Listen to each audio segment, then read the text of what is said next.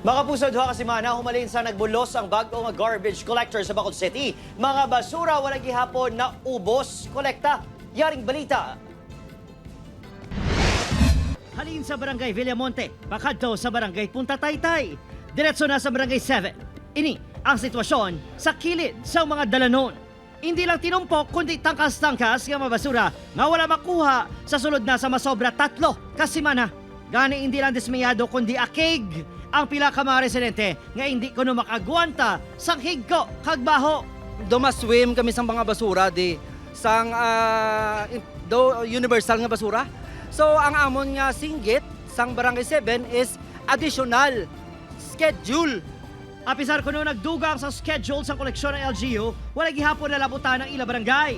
Amo ning nga tawag nga super city tapos igko ang aton nga kilid blam nga basura kabaho.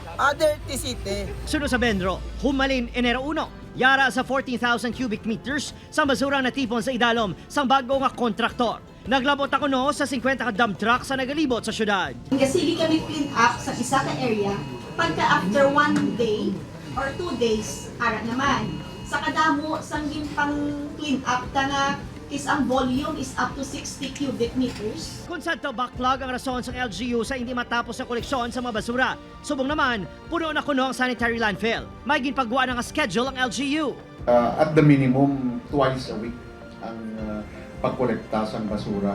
So ginimo ni naton nga despite nga may backlog na kadako-dako ginpasugod na ang regular schedule. Kaya kung hindi ka magsugod sa regular schedule, Wala naman nagasabat sa amon mensahe ang kontraktor sa garbage collection.